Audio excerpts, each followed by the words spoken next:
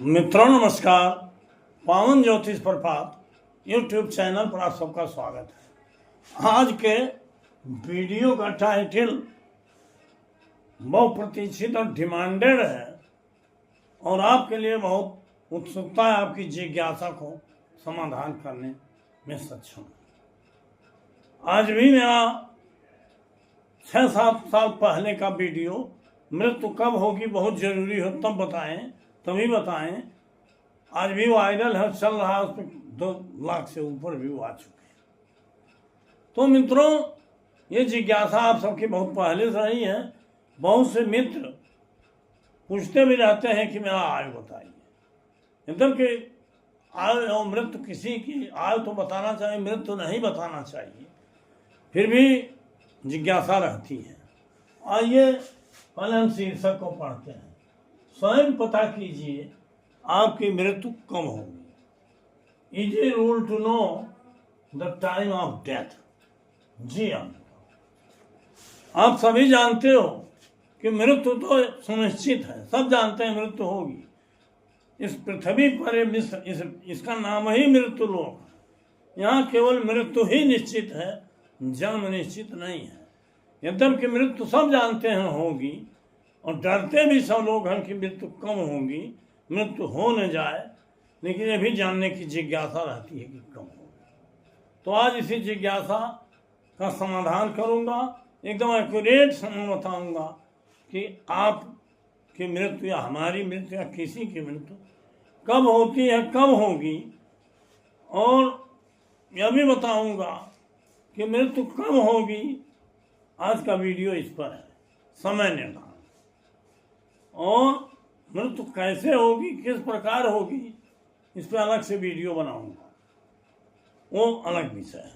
दोनों नियम हमने यहाँ चर्चा में कर दिया है।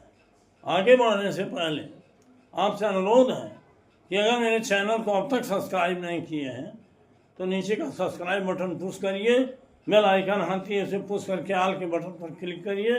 वीडियो पसंद आवे तो लाइक करिए, मित्रों को शेयर करिए और एक प्यारा सा कमेंट दीजिए, उसका जवाब मैं ज़रूर देता हूँ। वीडियो स्किप करके मत भगाइए। जो भी 10, 15, 20, 25 मिनट की वीडियो है इसको पूरा देखिए, तभी आपको असली जानकारी होगी और तभी आप ज्योतिष में भी निपुण होंगे और आप सभी दर्शक मित्र भी आनंदित होंगे और एक ज्ञान पा करके आपके खुशी का ठिकाना मिलेगा। मित्रों, यहाँ हमने एक लग्न कस्प चार्ट जो नेचुरल कुंडली होती है कुदरती, वो यहाँ छोटा सा दिया है, जरूरत पड़ने पर उसका संकेत करूँगा। देखिए, मृत्यु का खंड होता है पहला, यहाँ पे जानिए। मृत्यु में 3 खंड पहले भी हमारे ऋषि पंडित ज्योतिष में भी और हमारे केपी में, हम प्राय केपी से ही बताते हैं क्योंकि केपी का मुझे ज़्यादा सटीक लगता है। इसमें बहुत चर्चा हमने किया है बार बार। ये कहना कि पुरानी ज्योतिष समझ में नहीं आती है अलग विषय, आप खुद अनुभव कर रहे हैं। मृत्यु का खंड 3 होता है। पहला अल्पायु खंड, दूसरा मध्यायु खंड और तीसरा दीर्घायु खंड। देखिए, हमने पहले दिया है नंबर 1 अल्पायु खंड। अल्पायु खंड मतलब 0 से जन्म से लेके 33 वर्ष के बीच अगर मृत्यु हो जाती है, 33 के बीच में, तो इसे अल्पायु कहते हैं। और 33 से 66 वर्ष के अंदर अगर मृत्यु होती है तो इसे मध्यायु कहते हैं। और 66 वर्ष से अधिक और 100 वर्ष, 120 वर्ष पर अमिताय दीर्घायु इसको कहते हैं। तो ये 3 खंड हैं। अब इन 3 खंडों में हमारी आपकी किसी की मृत्यु कब होती है। पहली बात तो हम आते हैं इस विषय पर कि मृत्यु का समय कैसे देखा जाए। देखिए, आप जो प्रचलित ज्योतिष है, परंपरागत ज्योतिष है कि लग्न और अष्टम गोचर स्थिर द्विज स्वभाव तमाम विधि विधान है, लेकिन मेरा जो अनुभव है कि केवल केपी ज्योतिष ही सटीक सिद्ध होती है। इसको कई कुंडलियों पर देख के हमने बताया भी है और एकदम सही प्रमाणित हुआ। वहाँ द्वितीय और सप्तमेश को मारक भाव कहा जाता है। द्वितीय और सप्तम के भाव के पहले प्रचलित परंपरा में जो स्वामी होते हैं उनको मार्केश कहते थे, लेकिन ऐसा यहाँ नहीं है। केपी में है कि भाव कुंडली जो कस्प कुंडली है, जिसको आप जानते हो कि 12 भाव होते हैं, उसमें लग्न भाव का उपनक्षत्र स्वामी ये बताता है कि मृत्यु कब होगी, और उसी भाव कुंडली में अष्टम भाव का उपनक्षत्र स्वामी बताता है कि मृत्यु किस प्रकार होगी। तो मृत्यु किस प्रकार होगी ये अलग वीडियो है, क्योंकि एक ही साथ दोनों नहीं बताया जा सकता लंबा समय में। तो मृत्यु कब होगी, लग्न भाव के उपनक्षत्र स्वामी को हमें देखना। लग्न भाव कुंडली का प्रथम भाव, ये लग्न और कस्प कुंडली दोनों है, इसी लग्न भाव का उपनक्षत्र स्वामी बार बार हमने बताया, आप जान यह बताएगा कि मृत्यु कब होती है।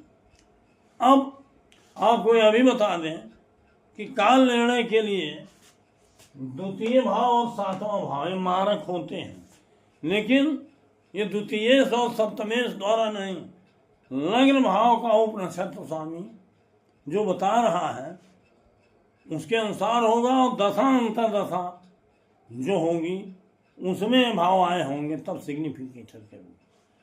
तो 2-7 होता है काल निर्णय के लिए, और एक होता है बाधक भाव।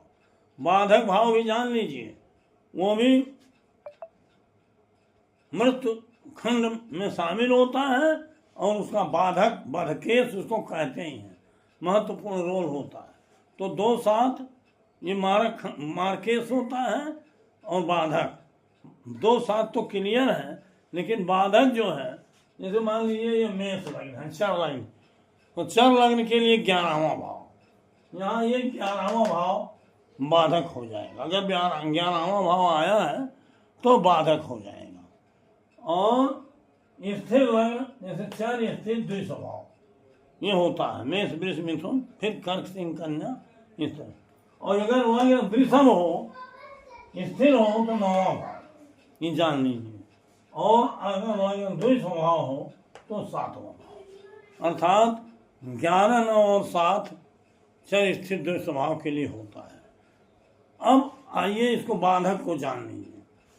अब हम यहाँ ये देखेंगे कि आयु वृद्धि कारक भाव कौन कौन है। देखिए मित्रों, कुंडली का 1, 5, 9 और 11, 1, 5, 9 और 11 भाव अगर लग्न के उपनक्षत्र स्वामी में आया है तो आयु वृद्धि करता है, और इसमें दीर्घायु खंड हो जाता है। और अगर यही लग्न का उपनक्षत्र स्वामी 2, 7 और 11, 6, 8, 12, 2, 7, 11 नहीं, 2, 7 और 6, 8, 12 द्वितीय भाव, सप्तम भाव, 6वां भाव, 8वां भाव, 12वां भाव, इन भावों का सिग्निफिकेटर हो लग्न का उपनक्षत्र स्वामी तो अल्पायु खंड होता है। लेकिन बाधक भाव भी इसमें लिया जाएगा। तो बाधक भाव में चर राशि के लिए 11 भाव, और स्थिर राशि के लिए 9वां भाव, और द्विस्वभाव लग्न के लिए सप्तम भाव। अब दीर्घायु खंड में हमने कहा 1, 5, 9, 11, 1, 5, 9, 11, लेकिन अगर चर लग्न है तो 11वां भाव आयु नहीं बढ़ाएगा, बाधक होगा, मारेगा। अगर स्थिर लग्न है तो 9वां भाव आयु नहीं बढ़ाएगा, मारेगा, उसको घट जाएगा, समझिए 1, 5, 11 ही जाएगा, स्थिर में 9वां भाव मारक में आ जाएगा, या अल्पायु वाले में आ जाएगा। और अगर द्विस्वभाव लग्न है तो 7वां भाव, अर्थात 2, 7 तो पहले से मारक है, और द्विस्वभाव लग्न में 7वां भाव बाधक भी हो, अर्थात द्विस्वभाव लग्न वाले के लिए 7वां भाव बड़ा प्रबल मारक। चर लग्न के लिए 7वां और 11वां और दूसरा ये समान रूप से प्रभावी होते हैं। स्थिर के लिए 2, 7 और 9वां, ये जान लीजिए। अब हम आते हैं आयु खंड में। अब दीर्घायु खंड जो है, आते हैं हम पहले अल्पायु में।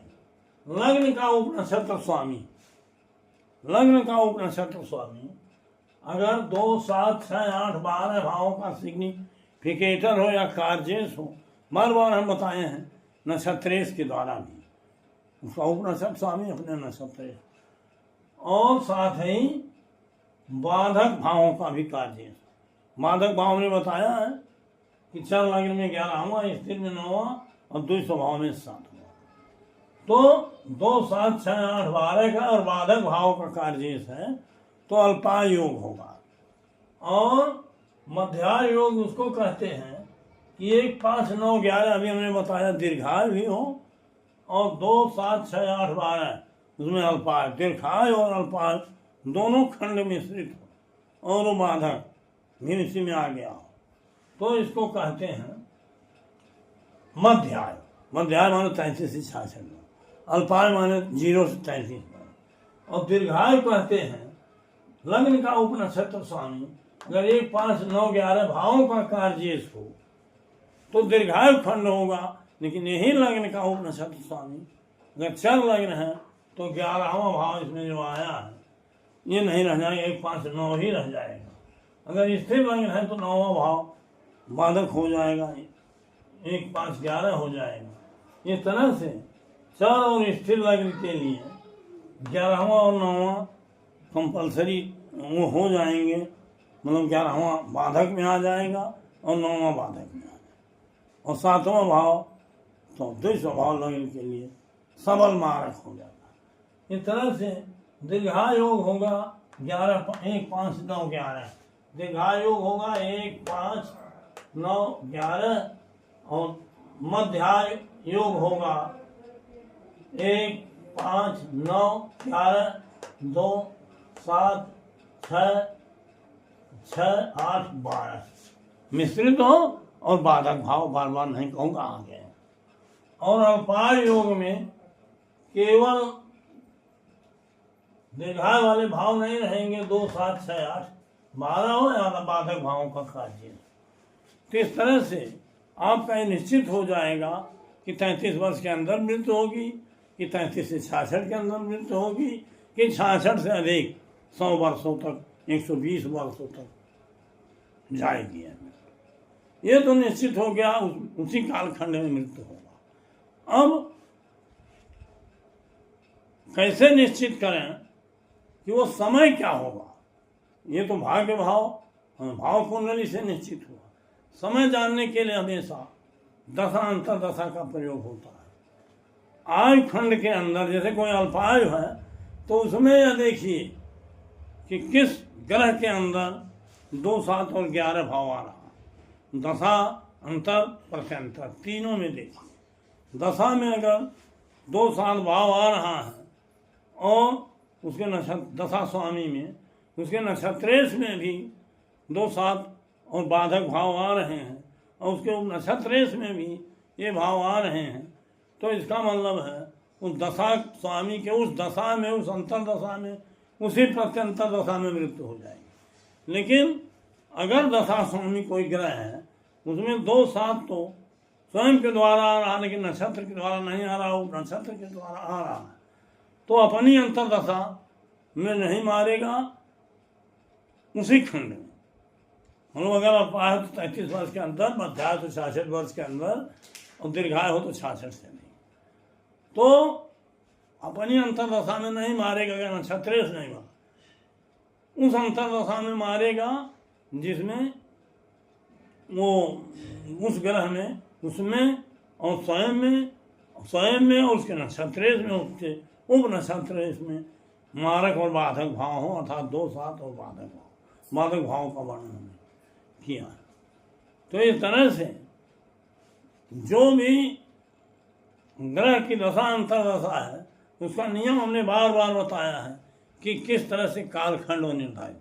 अब मान लीजिए कालखंड आपने निर्धारित कर लिया मारक बाधक भावों का उस दशा खंड के अंदर, तब भी 4-6 महीने का प्रत्यंतर दशा निकलेगा, तो मृत्यु कब होगी? इसके लिए मित्रों थोड़ा सा और ध्यान देने की बात है। यह भी जान लीजिए जब आयु आती है, मृत्यु होना निश्चित होता है, तो उस समय देख लीजिए 8वें भाव से, ये 8वां भाव है, चाहे शनि, चाहे राहु और चाहे केतु, ये गोचर जरूर करते हैं। अब शनि मीन में जा रहा है, मीन राशि जिसके 8वें भाग में होगी या 8वें भाव में होगी, अगर उसका आयु खंड है तो शनि मार देगा उसी पीरियड में मारे।